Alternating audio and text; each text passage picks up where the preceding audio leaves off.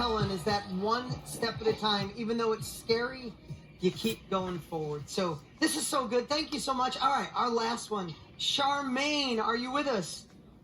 Everybody give it up for Charmaine. Good job.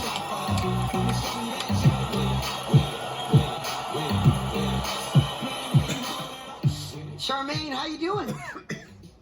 I'm amazing. Like, I think just like what Dr. West said, like being here, because I was in World Summit last year, and I was like, for me to be here on stage is just like such a full circle moment. So I'm really, I have a lot going on in my brain. So thank you for having me here.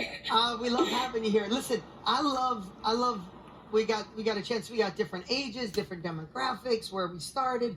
I love your story. I wrote this because I had the chance to meet you quick. And the way I look at it, even though I wrote down a question I wanted to ask you, but the way I looked at it is you had a career, you had a solid career that your family thought was good, your friends probably thought were great, and then you also had this dream of helping women get to optimal weight, to do it healthy and do it right.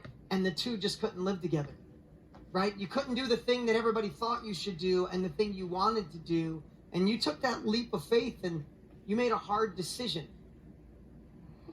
Right, absolutely. Like, well, what you said, I am Filipino, and in the Filipino community, the only way you make money is nursing or engineering. If you're a doctor, that's a plus, but otherwise, you can't make money any other way. I've been a registered nurse at UCLA for 8 years, and it's a secure, it's a great hospital. It's like #1 in the West Coast and everything.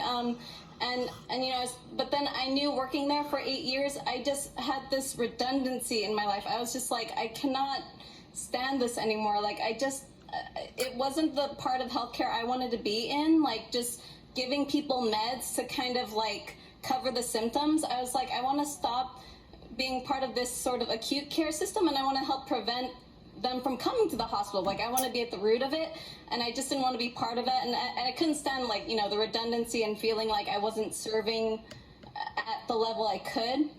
So even though everyone told me like, stay here, like my parents were so proud of me, they're like, never leave your job, don't ever leave, this is amazing. I just knew I couldn't do that. It was too painful to stay, so I knew I had to change. Yeah, so you made that scary leap of quitting that job.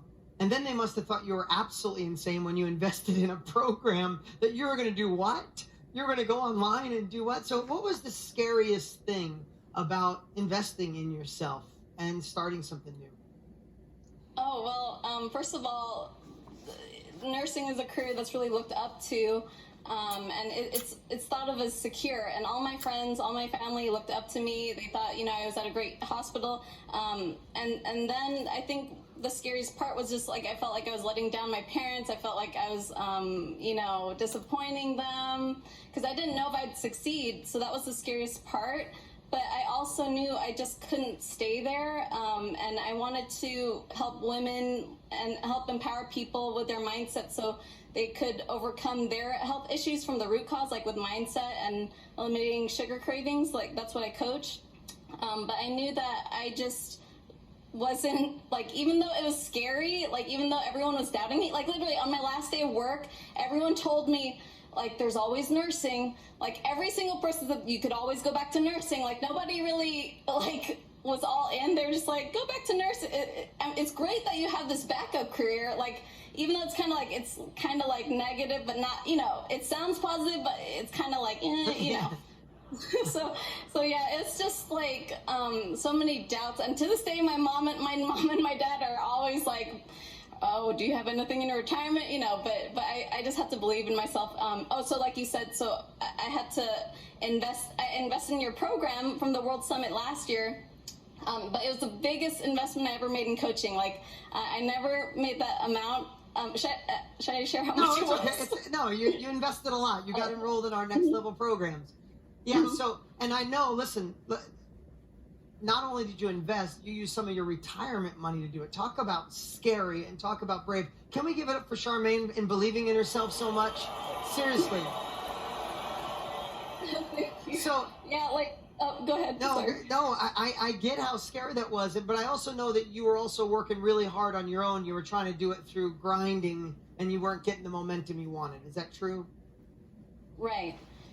Like, everyone thinks, like, I feel like, especially with the millennial generation, I'm 32 years old, but I feel like there's this sort of idea, this thought, like everyone fantasizes about leaving the 9 to 5, and I'm all in on that fantasy, but you also have to realize when you leave your 9 to 5, there are just all sorts of mindset trips that you may not be prepared for, like just uncovering all the mindset things that come up. So I didn't have support at first. Like I was actually in sales programs before yours, but they all seemed really pushy. They all seemed really graspy, and it didn't align with me.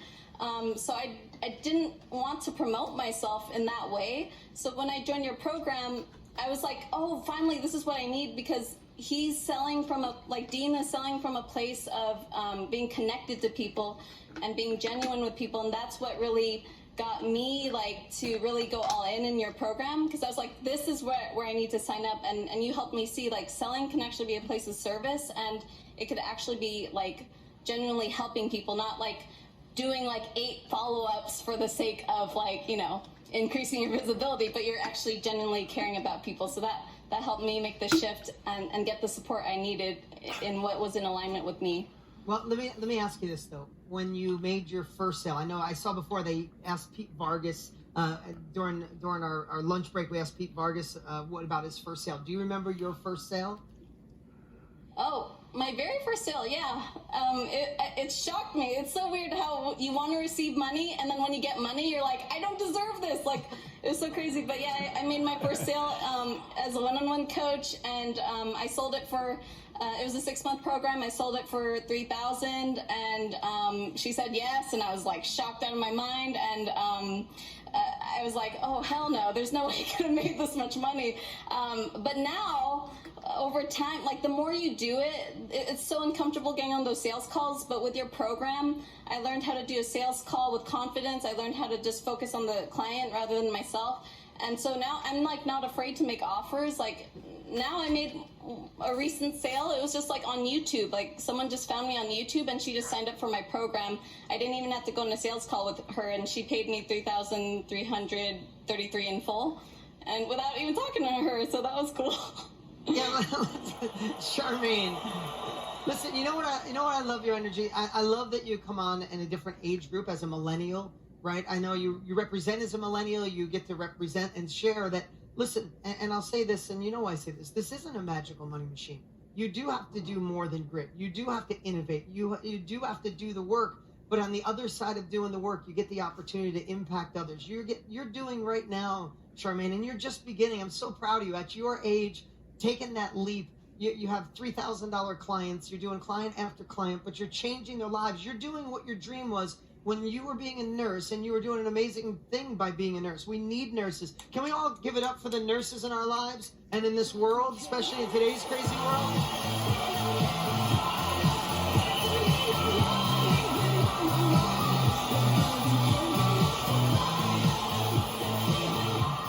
So she was a nurse doing amazing things, but it was in her heart, and I know she's right here, but I'm sharing, it was in her heart that she wanted to not give medication. For her personally, it doesn't mean that another nurse felt that way. For her, I love how Tony says, she wanted to go upstream and help women specifically do things so they never end up in the hospital, right? That was her dream and her passion. And here's the thing.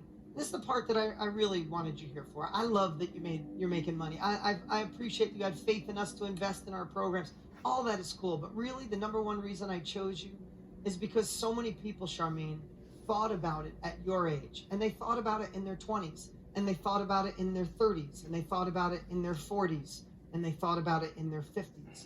And one day they turned around at 75 or 80 and said, why the hell didn't I go after what I wanted to do? I didn't want to just give pills. I wanted to do something more. I wanted to find solutions. I wanted to help women live their best life. I wanted to do it before they come to the hospital. So many people end up, because I get to meet those people at 70, 80 years old saying, Dean, why didn't I meet you earlier? Or why didn't I start earlier? Or why did I wait so long? And you know what? It's never too late. But you know the best time that you hear that story over? When's the best time to plant a tree? 10 years ago. When's the second best time? Today. The only thing we can have after today is regrets about not doing what our heart calls us to do. So there's a million reasons we chose you to come on, but one is you took a leap. You went after your heart. It's scary as hell, but you're brave. We appreciate you. You're an amazing inspiration. Everybody, let's give it up for Charmaine.